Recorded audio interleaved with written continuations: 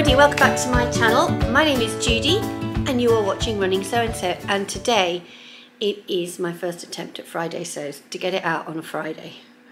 This is one of my things that I really want to do for my channel. I want to try and join in on Friday sews. So here goes. Now, I have recorded my week and I honestly don't know how this is going to work, folks. First of all, let me tell you what I'm wearing. On this video, I am wearing my an Isla top. And this is an Isla top which I made in a really soft viscose jersey. And the Isla top, of course, is dead easy to wear. Now then, I have recorded my week, and so I started my week by going for a run on Saturday morning with Rachel. And I encountered this at the bottom of my road, a sheep. So my run, I rang her and left a message. I said, this could only happen to me. I'm delayed en route for a sheep. But I felt it necessary to ring 101, which is our non-emergency police number, because the sheep had run onto a main road. Now, the following day, New Year's Day, we went off to Scarborough. And here's just a little clip of my son-in-law and my daughter insisting on having some seafood. New Year's Day. The coast is Hannah. Hello. And Michael is, what are you having, Michael? I want just £8 just crab there. You're having a what? A dressed crab. Oh. So the dressed crab along back home with us. I've got a shopping bag. Oh, you've got, he's going to give you one. Look at that. And Look at that. Ooh. and just for now, I'll have a small mixed gravy, thanks. And they've just done a great big swim. The lions have just done a swim. If I'd known, I'd have brought my cousin. You would have done, would you? I like seafood. So we are now, where are we going now, Hannah? I think we're going to see if we can find A walrus. We'd hoped was that Thor, the walrus that's been to see Scarborough, would still be here, but he's not. And he was down here. We've got a very nice seagull there. So it was such a fun day in Scarborough. It really, really was. And I know the video bit is only very, very short, but time to get on to some sewing. And earlier in the week, I cut out my pattern test. And I thought it'd be quite nice to take you along on the journey of the actual physical cutting out of the pattern. Everybody works these things differently, but I thought I'd show you what I do. Obviously, you've all got your own ways of doing these things, but this is the way I've always cut things out. And I'm talking, when I'm doing my video, I'm talking about woven fabrics. I'm not talking about stretch fabrics. I'm not quite as fussy on the old stretch fabric as I am on the old woven fabric. How often when we get our pattern pieces out are they like this? You know, I've cut it out, I've folded it, and they're not right. I iron them. I can hear you all saying, what a waste of time and effort. I iron them and go over to my cutting table, and they'll lie completely flat on my piece of fabric. Look at that, just come out because I've cut it out, I've folded it. Iron them flat. You can do this with heavy paper patterns, you can do them if they've been glued, you can do them if they've been sellotaped. Right, I'm just going to talk to you about cutting out, because when I cut out, I always check my lay before I take the scissors to it. And that is, you might be able to save a little bit of the fabric to use in a project later on down the line. Sometimes if you've, and I'm using cotton for this, a lovely lightweight cotton. It's not a poly cotton, it's not a cotton poplin, and it's not a cotton lawn. It is a standard lightweight cotton. Slightly heavier than a lawn, which is a fine lightweight cotton, and a little bit more substance than a poplin, so it's a slightly denser weave. So it could be really nice to, if you were making jeans, it'd be perfect to line pockets with. You could use it in a tiny bit of patchwork, although it's a tiny bit lightweight for that. But pattern lays are notorious for being a little bit over generous. I have found patterns where the pattern lay has not been generous, and I will name that pattern. If you're making the Kelly Anorak by Closet Core, that does not waste any fabric at all. It's perfect, but it's tight, and it is a pattern lay for the Kelly Anorak. You have to lay it out, you have to pin it out, and then you cut it out. You can't do anything in advance. You can't sort of, I'll just cut this a little bit and I'll cut this a little bit. You can't do that. You can't do that at all. So it's always, always key, folks. Do check your lay before you cut. And that's what I'm going to do now. In fact, I'm going to put the camera on at a distance so that you can see it, and then I will time lapse it. I've still not worked out how to do time lapse on this lovely new camera of mine. But I just want you to see the process that I go through. And the other thing that I do is I measure. That is my grain line, and I am a measurer to make certain that that is exactly down the straight grain. I'm not going to get into a debate as to whether it's necessary or whether it's not necessary. When I learnt to sew at school, I was told it was necessary. And every lesson I had in my sewing through my life, and I've had since, that is necessary. From school, to Lynn's mum, who is a tailoress, to Sue, who helped me with my wedding dress, to my tutors on my City and Guilds. I did a fashion course not so long ago to do a jacket, and then I've done another course, a couple of courses at Guthrie and Garney, and down there they're exactly the same thing. That's what I was told. So you are going to see me measuring from that straight gain line to the edge of the fabric. And in order to do that, you have to have both side pieces of the fabric one on top of the other so that you know where you are lining it up to. And that is how you get your straight grain. And it is essential that you have it, because sometimes something could go off on an angle. And to get it absolutely. So the other thing I want to talk to you about is the correct pins to use. So I'm pinning through a cotton and a white paper. I had my pattern printed at Bugweeds. She charged £2.50 a sheet, and she printed this one while I was there with Rachel last Friday. So I'm going to use the glass-headed pins here, because they will be nice and strong to go through the paper, and they're nice and sharp because they're not too old. Remember that your pins will go blunt.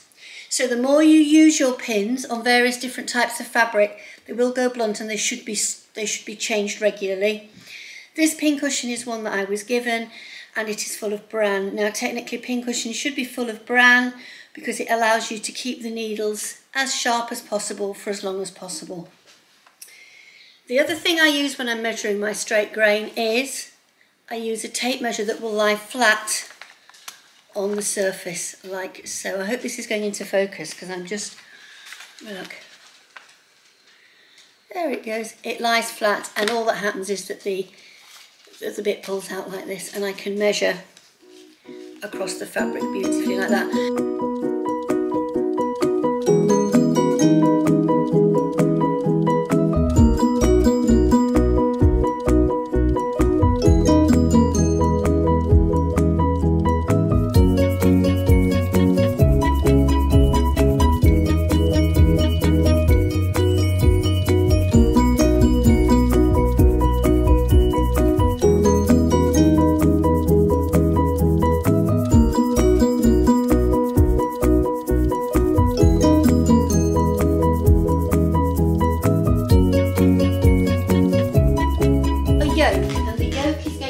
Over like so, which means that the fold does not need to go here because I need to cut 2 yokes. I need to cut 2 backs and 2 fronts. So what I'm going to do is I'm going to mark where my straight grain would be, and I'm going to use my quilter's ruler to do so. Now I don't know if anybody has quilter's rulers at home at this particular mark, and then I am going to use my chalk pencil. Now I'm using a clover tracing wheel like so for that. Then I will pin on my piece, my pattern piece, and for the first side I will trace round the line.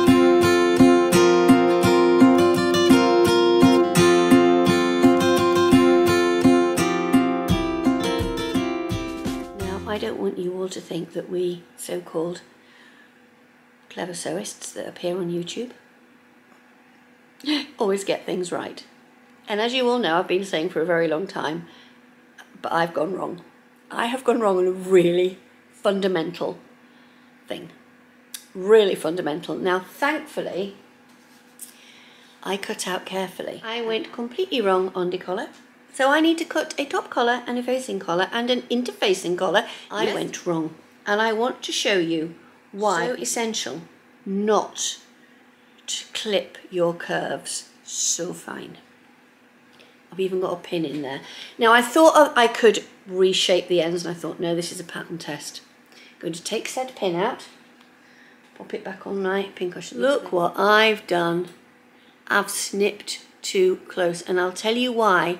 I know I'm out of focus, but I'm holding this here for you to see. It's because my scissors weren't sharp enough, and I did an extra snip. Bit too much force, and it's gone. I've got to do a new collar. It's very, very frustrating when something goes wrong, but all problems can be overcome. And careful cutting out has meant that I've got a lot of fabric left. The other thing that the pattern told me to do at one point, it says, now is a good place to put in a label. And I thought, a label, which label do I fancy using? And then I thought, you know, I've got some special labels, and I did put this on Instagram. Running so-and-so label. I actually had some running so-and-so labels made for myself. Look, I've got a little packet of them. And I'm not a really good label user. But maybe my running so-and-so labels would come out a bit more. I'd love to have my logo put on my labels, but it is quite expensive to do that. And I thought, I'm not in the market for that. So where did I put that little bit? Put that little bit back there. So the pattern test is coming along nicely. Now there's one other thing I wanted to tell you about. I'm going to leave the link to this down below, and I know it says Bernina on it, there's a little logo, but I love this. It's sewing goals for the whole year. And it's got this lovely bit at the bottom here, and it says you've got to tick off if you've sewn in that week. That could be 30 seconds of sewing. So I thought it'd be quite nice to put that in the front of my planner. Now I've actually printed out two. I thought I might laminate one and I could use a whiteboard pen, but I just thought it'd be quite nice to probably do one now and with the sewing goals and tick off the things, and then hide this one for later in the year to sort of review the whole year. But there it is, and I'll put the link to it in my description box. So if you want to go and nick it, you can do. But it was just a freebie that I found online. Before I go, I've got a couple more things that I wanted to share with you. I've also got something ready to share next week, but I'm not going to tell you what that is. First of all, I had a really lovely message on the YouTube from my Let's Review 2022 vlog. Before I go on to the thank yous, I just want to read this out to you. She said, this lady, she's called Carol, she says, I can't believe you've only got 2,000 plus followers. I'm sure this will go up crazy this year. I hope so too. I really do. But thank you so much, Carol. That really did warm my heart to read that message. And I have sent you a personal reply. Now, I do have a little bit of fabric that's come. Now, this is from a company called Holly's Haberdashery. And they are specialists in mainly patchwork fabric, because I want to do a patchwork project. And that will be the project. So my plans are pattern test, orchid dress, tree skirt, another blog project for Jenny Stitches. I need to get on to Jenny to choose what it is that I want to do, because I know I'm due to do another one soon. So I want to get that done. And then I want to do a little bit of patchwork and quilting. And what I have chosen is some rather beautiful. She's actually labelled them, which is really lovely. Look. They're nothing overly exciting, but can you see them? That's like a little blender. And then I love this one. This one is all houses, look at this.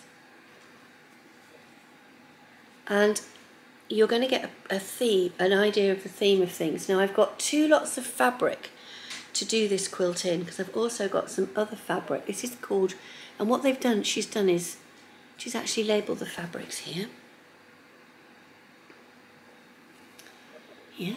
Oh, blue sky. These are all from Tilda. Now, Tilda's Norwegian. Funny enough, of all the times I've gone to Norway, I never came across Tilda's fabrics. Next time I go, poor Ingeborg's going to have to follow me around as I go hunting the stuff. And I've got this one. Now, I don't know if these are going to work for the project that I chose, but don't you worry. They'll certainly work for a project.